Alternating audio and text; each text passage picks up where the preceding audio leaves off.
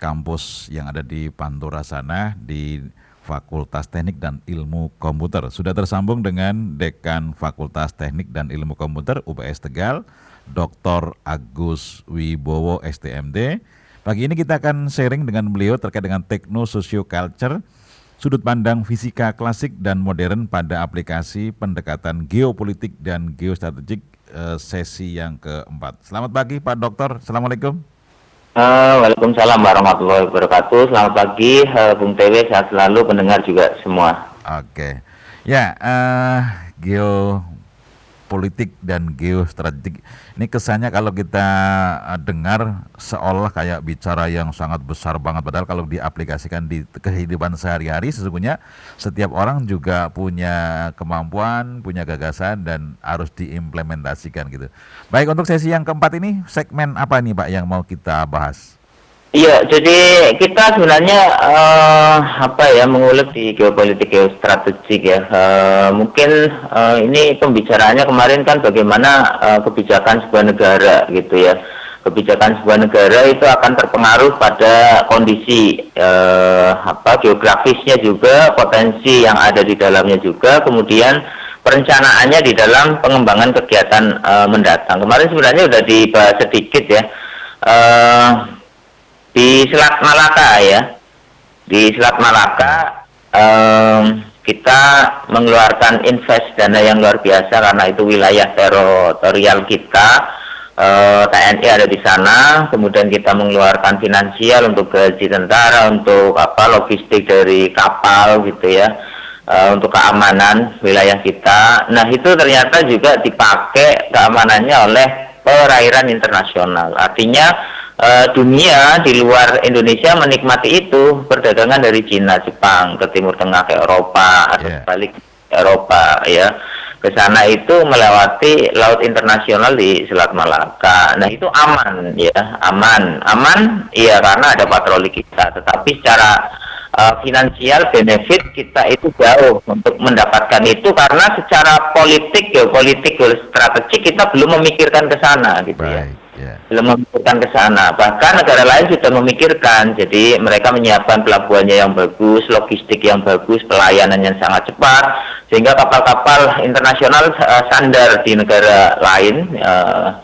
Kemudian mereka mendapat pelayanan yang baik. Akhirnya mereka logistiknya beli di sana. Kemudian juga mereka karena awak kapalnya kan banyak, dia juga membeli perbekalan, belanja di situ, pajak akan muter di situ juga gitu ya. Artinya pemasukan negara masuk gitu. Sementara kita belum, kita mengeluarkan finansial untuk merawat, untuk keamanan kita, tetapi secara finansial kita tidak memperoleh secara banyak dari benefit itu. Nah itu termasuk geopolitik geostrategi, kemarin kita bahas itu. Baik. Nah kaitannya dengan yang lain tentu ini sebenarnya sangat luas, sangat banyak ya. Jadi di Indonesia itu secara potensi kalau di pelajaran di SMP SMA, Indonesia terletak di antara dua benua, dua samudra ya. Negara Indonesia termasuk kepulauan. Nah ini hanya istilah-istilah saja yang memang belum masuk di dalam strategi kita. Apa sih keunggulannya negara kepulauan? Apa sih keunggulannya kalau kita dihapit dua benua, dua samudra gitu ya. Nah secara finansial ekonomi tentu tadi ya, karena lalu lintas perairan begitu padat gitu ya di laut, itu tentu harusnya daerah-daerah yang kayak Sumatera, Kalimantan tentunya harus dibangun sebuah sarana-sarana yang membuat perairan internasional tertarik untuk labuh di kita gitu ya. Nah ini belum sampai ke sana. Termasuk misalkan hubungan antar negara kita gitu ya, antar negara kita. Nah, ini belum terpikirkan. Mungkin sudah, cuma belum terimplementasi di dalam geostrategiknya, atau geostrateginya sudah dibuat perencanaannya tapi belum dilakukan ya. Atau mungkin dilakukan hanya belum terpublish mungkin Pak. Ya, mungkin belum terpublish. Kenapa? Mungkin yang sekarang itu sebenarnya salah satu perpindahan ibu kota itu mendekatkan ke Kalimantan, akan mendekatkan ke internasional. Tentu fasilitas segala macam pelabuhan akan dibangun di sana ya, di atasnya lagi ya. Itu kalau lihat peta itu di utaranya lagi, itu akan dibangun. Sebenarnya di zaman Soekarno sudah Jadi di Ambon itu juga sudah ada fondasi-fondasi yang cukup besar dari teman-teman di sana, perguruan tinggi di sana juga penelitian ternyata di sana sudah ada fondasi yang akan direncanakan untuk pelabuhan yang cukup besar, tetapi mungkin tidak dilanjut gitu ya, sehingga Singapura mengambil posisi itu sehingga kemudian ke bawah ke sana. Termasuk geopolitik, bagaimana budaya kita gitu ya. Budaya kita menjadi kalau negara lain geopolitik geostrategiknya sudah sampai di budaya ya. Budaya itu perang budaya. Artinya kalau kita lihat Korea Selatan itu dia geopolitik geostrategiknya salah satu K-popnya dibesarkan, kemudian drakornya dibesarkan juga sehingga branding negara mereka begitu kuat untuk kosmetik ya. Jadi sekarang Korea Selatan itu sudah masuk ke wilayah 10 besar penghasil keuangan negaranya dari industri kecantikan. Nah, geopolitik yang mereka kembangkan yaitu budaya. Jadi bagaimana negara lain diinvasi ya oleh K-pop ya, begitu luar biasa negara memberi support terhadap itu. Nah, kemudian sama seperti di Indonesia, ya kita gandrung ya, drakor, K-pop. Itu artinya apa sebenarnya kalau hiburannya mungkin kita hanya melihat, merasakan, tetapi secara ekonomi sebenarnya kita itu familiar dengan negara Korea, ya negara Korea, sehingga produk-produk mereka itu begitu mudah dikenali oleh kita familiar, seolah-olah itu produk yang bagus dan kita membelinya karena kenal gitu ya. Iya, padahal outlet begitu dibuka langsung diserbu, Pak. Ya, termasuk Korea Selatan itu juga secara geopolitik geostrategik makanan mereka juga disupport untuk negara-negara misalkan ada dari Korea kemudian expand untuk mendirikan rumah makan Korea di luar negeri itu negaranya support. Artinya geopolitik geostrategiknya sudah sampai di sana. Nah, kita sangat jauh kalau melihat seperti itu. Artinya budaya kita saja kadang-kala terlupakan, ya tidak dikuatkan gitu ya. Gendingan yang sudah internasional gitu ya, dikenali gitu ya, itu juga ya sekolah-sekolah tentang gending juga jarang ada gitu ya.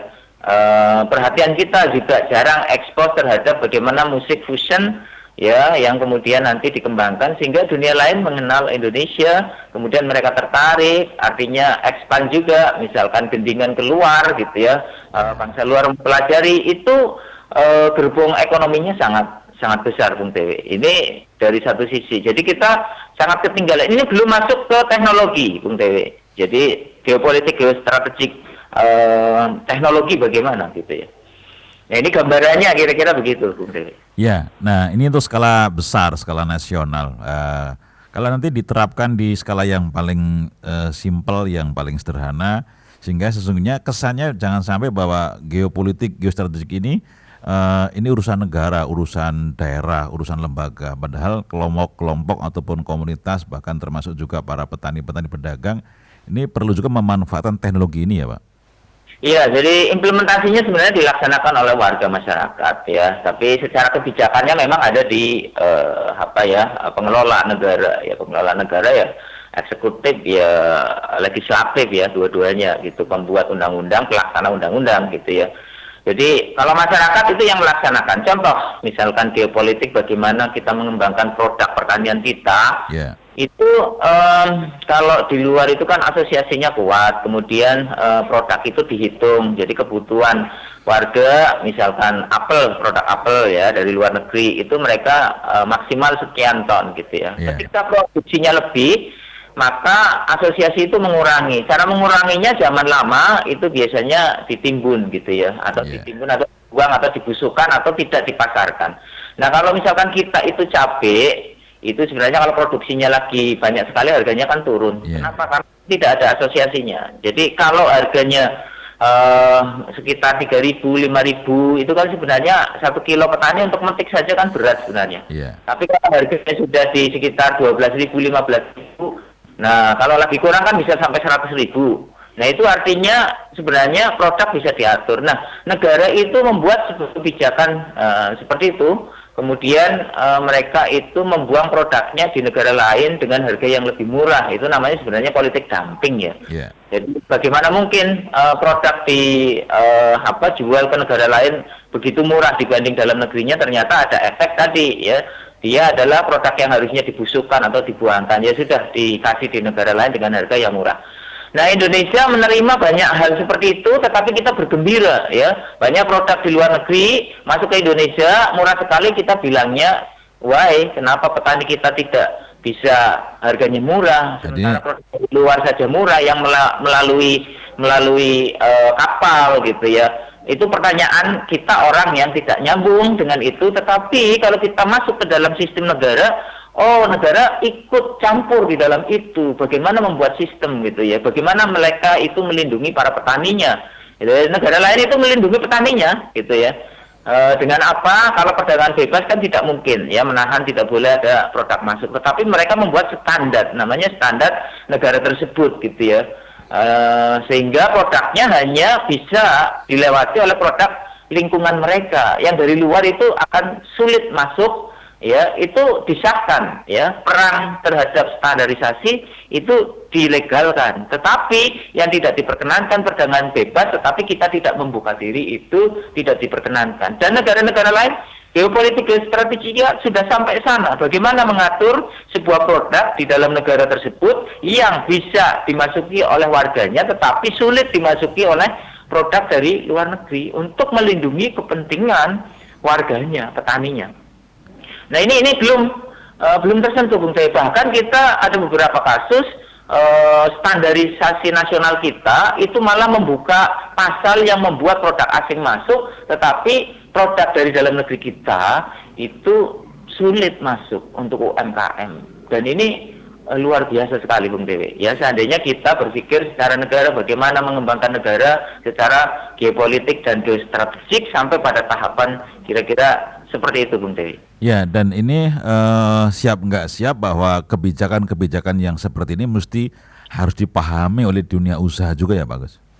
Iya, kita sering kali masyarakat disesatkan oleh begini, produk yang luar murah sekali, kita mahal sekali, beli aja yang murah. No, tidak begitu, gitu ya. Di dalam bernegara tidak begitu. Jadi ketika kita membeli produk-produk murah dari luar negeri, itu artinya kita itu membunuh saudara kita, petani kita, gitu ya.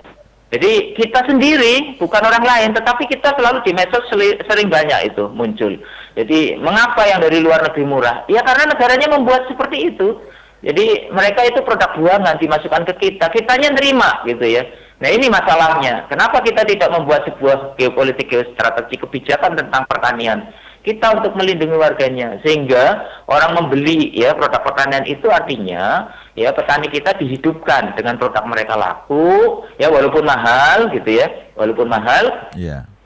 Kemudian anak ya generasi berikutnya bisa sekolah dengan uang yang mereka peroleh dari bapaknya yang bertani. Iya, dan stabil ya, Pak.